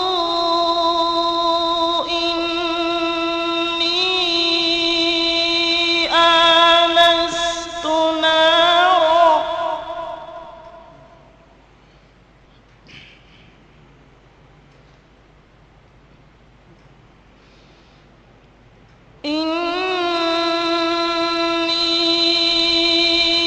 آنست نارا لعلي آتيكم منها بقبس أو أجد على النار هدى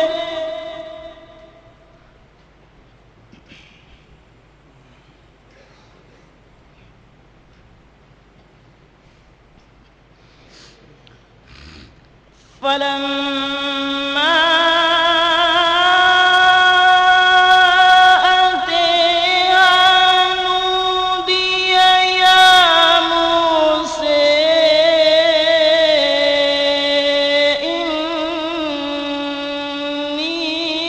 إني أنا ربك فاخلع نعليك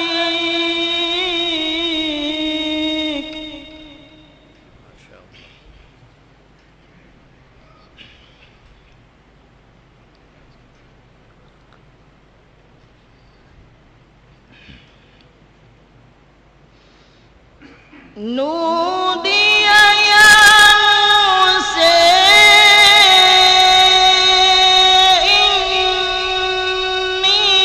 إني أنا ربك فاخلع نعليك إنك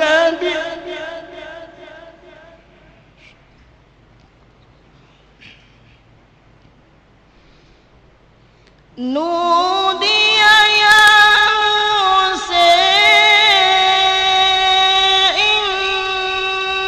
إني أنا ربك فاخلع نعليك إنك بالوادي المقدس طوى ما شاء الله.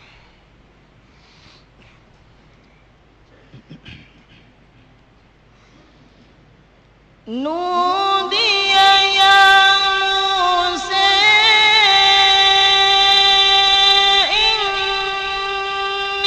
إني أنا ربك فاخلع نعليك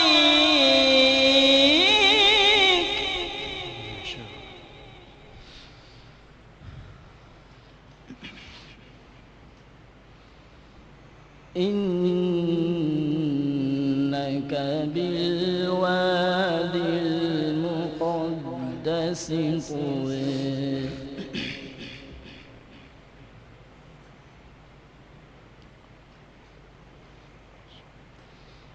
وأنا اخترتك فاستمع لما يوحى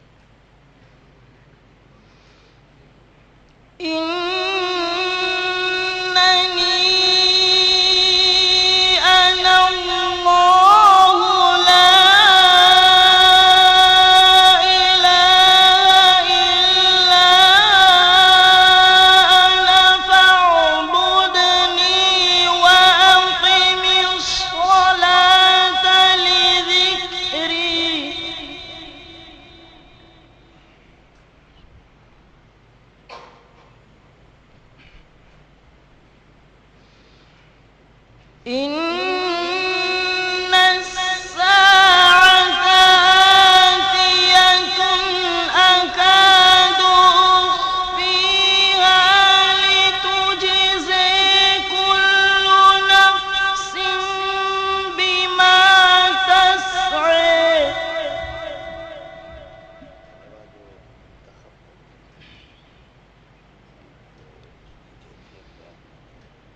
فلا يصدنك عنها من لا يؤمن بها واتبع هواه فترديه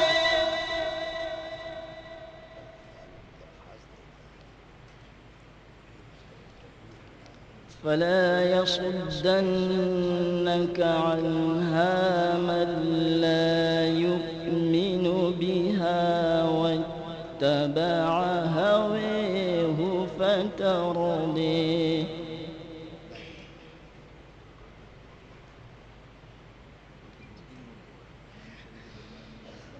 وما تلك بيمينك يا موسى قال هي عصاي أتوكأ عليها وأهش بها على غنمي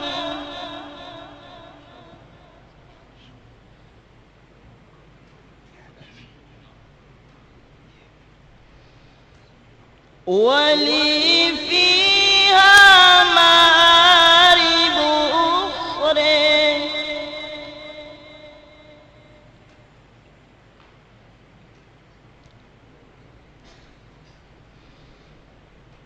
قال ألقها يا موسى فألقيها فإذا هي حية تسعي قال خذها ولا تخف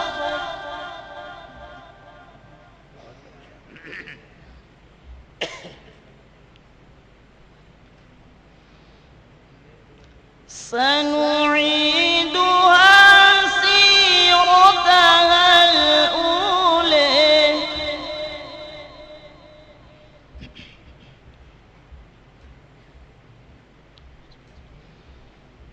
واضمم يدك إلى جناحك تخرج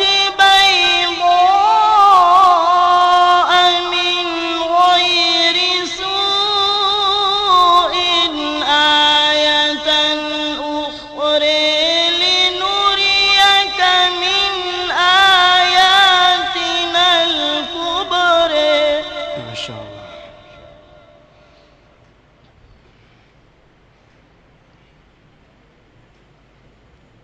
اذهب إلى فرعون إنه طغى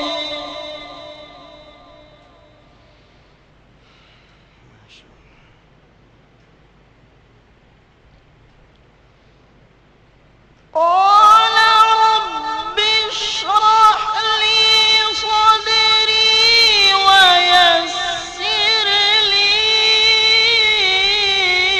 أمري واحلل عقدة من لساني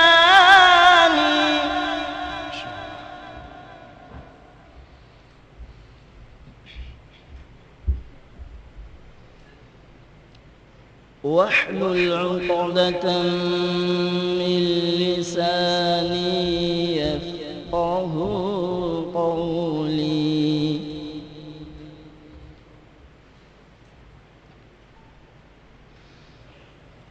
قال رب اشرح لي صدري ويسر لي أمري واحلل عقدة من لساني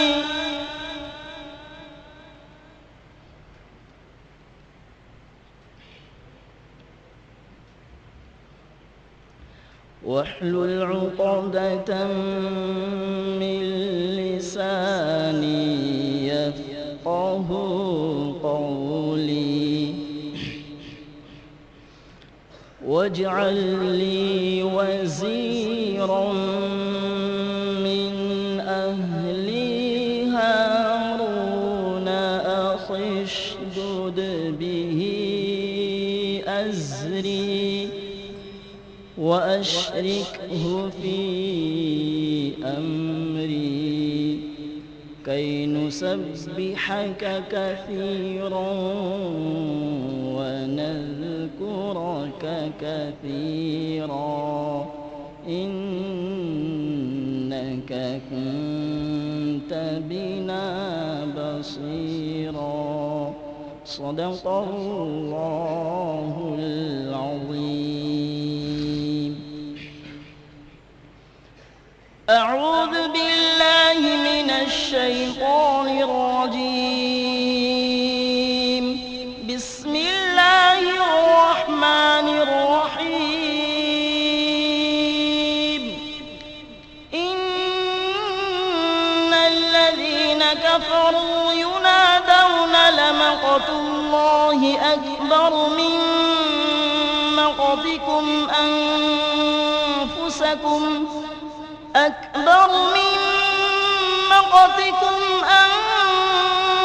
أنفسكم إذ تدعون إلى الإيمان فتكفرون.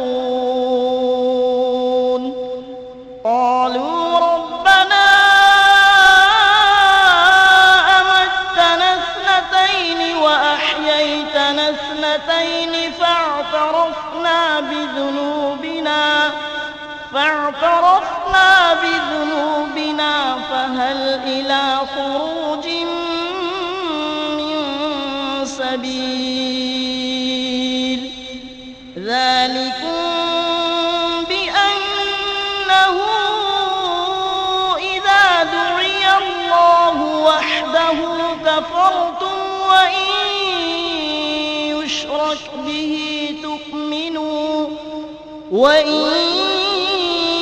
يشرك به تؤمنوا فالحكم لله العلي الكبير. صدق الله العظيم. أعوذ بالله من الشيطان الرجيم. بسم الله الرحمن الرحيم. حميم والكتاب المبين. إنا جعلناه قرآنا عربيا لعلكم تعقلون. وإنه في أم الكتاب لدينا لعلي حكيم. أفنضرب عنكم الذكر صفحا إن كنتم قوما مسرفين. وكم أرسلنا من نبي في الأولين وما يأتيهم من نبي إلا كانوا به يستهزئون. فأهلكنا أشد منهم بطشا ومضي مثل الأولين. ولئن سألتهم من خلق السماوات والأرض ليقولن خلقهن العزيز العليم. الذي جعل لكم الأرض مهدا وجعل لكم فيها سبلا لعلكم تهتدون. والذي نزل من السماء ماء بقدر فأنشرنا به بلدة ميتا كذلك تخرجون. صدق الله العظيم. قرأ بها الشاذبي على النفزي، وقرأ على ابن غلام الفرس، وقرأ على أبي داود سليمان بن نجاح، وقرأ على الداني، وقرأ الداني بها على الشيخ أبي الفتح فارس بن أحمد الفارسي، وقرأ على زيد بن علي، وقرأ على بطي، وقرأ على محمد بن يحيى البغدادي، وقرأ على أبي الحارث، وقرأ على إمام كسائي رحمه الله تعالى. ماشاء اللہ بھائی، بہت اچھا انعام تمہیں ملا ہے. اس کا اعلان تو وہاں کریں گے قاری رضوان صاحب یا قاری سعید صاحب کریں گے. ان کے دوست نے مولوی فرحان نے ان کو انعام دیا ہے، مگر یہ اعلان کر دو. لو ہاتھ میں لے وہ اعلان کرواؤ.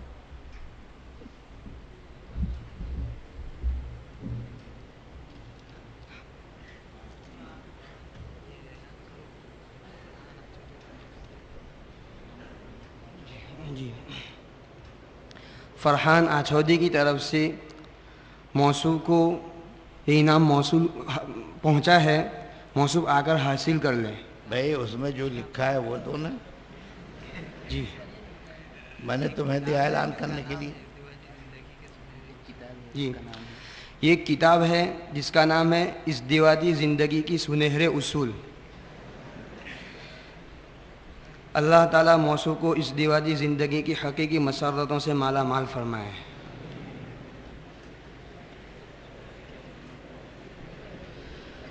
ماشاء اللہ، اللہ تعالیٰ موصوف کے حوصلوں کو مزید بلند فرمائیں، اور جیسا کہ اب تک مشق میں مداومت کرتے رہے ہیں، آئندہ بھی توفیق عطا فرمائیں. واقعہ یہ ہے کہ موصوف اس فن شریف کے حصول کے لیے مسلسل محنت کرتے رہے ہیں. مشق کو انہوں نے اپنا اوڑھنا بچھونا بنا لیا ہے. مزید برآں حضرت اقدس قاری احمد اللہ صاحب دامت برکاتہم کی خدمت کو لازم پکڑے رکھا ہے، اور علماء نے لکھا ہے جس نے کسی صاحب فن کو لازم پکڑ لیا وہ ایک دن کامیاب ہو کر رہے گا.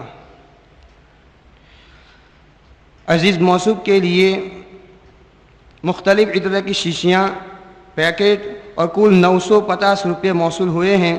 آ کر اپنا انعام حاصل کر لیں. مولوی تنویر کی جانب سے مولوی مصطفیٰ چمپارانی اور عبداللہ کنتھاریا کو 500 روپے موصول ہوئے ہیں.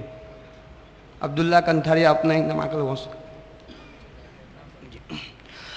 محترم سامعین، مفتی صاحب کے مزید حالات ملاحظہ فرمائیں. پاکستان میں مفتی اعظم پاکستان حضرت مولانا مفتی محمد شفیع عثمانی رحمۃ اللہ علیہ کے بعد فتاویٰ میں آپ ہی کو اعلیٰ مقام حاصل تھا، اور آپ کے فتاویٰ اور فقہی مہارت پر حکیم الامت حضرت تھانوی، شیخ الاسلام علامہ شبیر عثمانی، حضرت علامہ ظفر احمد عثمانی، حضرت مفتی محمد شفیع صاحب عثمانی، حضرت مفتی محمد حسن امروزسری اور حضرت علامہ محمد ادریس کاندھلوی کو کامل اعتماد تھا. روحانی تعلق حکیم الامت حضرت تھانوی سے تھا، اور حضرت حکیم الامت نے حضرت مولانا خلیل احمد صاحب سہارنپوری رحمۃ اللہ علیہ سے بھی بیعت کروایا تھا. بعد میں حضرت مولانا شاہ اسد اللہ صاحب قدس سرہ خلیفہ اجل حضرت حکیم الامت نے آپ کو اجازت بیعت سے بھی نوازا. اس طرح حضرت مفتی جمیل احمد صاحب ایک جید عالم اور فقیہ ہونے کے ساتھ ساتھ شیخ کامل اور عارف باللہ بھی تھے، متبع سنت اور عاشق رسول تھے. نیز آپ اردو، فارسی اور عربی کے بہترین ادیب اور قادر الکلام شاعر بھی تھے. بہت سی نعتیں، غزلیں، مرثیے، اردو، فارسی اور عربی قطعات اس کا بہترین ثبوت ہیں. الغرض ساری عمر اسلام کی خدمت سر انجام دیتے ہوئے 21 رجب المرجب سن ہجری 1415 مطابق 25 دسمبر سن عیسوی 1994 بروز اتوار وفات ہوئی، رحمہ اللہ تعالی رحمتا واسعہ. محترم سامعین، مسابقہ کی 5 مجالس میں سے پہلی مجلس کا پروگرام عزیز مولوی مصطفیٰ چمپانی پر الحمدللہ پورا ہو چکا ہے. دوسری مجلس کا باضابطہ آغاز آئندہ کل یہاں کے وقت کے حساب سے 7:30 بجے ہوگا انشاءاللہ. محترم سامعین، چونکہ آخری مجلس میں وقت تنگ ہو جاتا ہے، اس لیے اس مجلس کا وقت بچانے کے لیے شرکائے ذیلی مسابقہ اور کارکنان لجنت القراء کے انعامات اسی وقت تقسیم کیے جا رہے ہیں. چنانچہ میں نہایت ہی عاجزانہ التماس کرتا ہوں استاد محترم حضرت قاری رضوان صاحب دامت برکاتہم سے کہ وہ تشریف لائیں اور نتائج کا اعلان فرمائیں.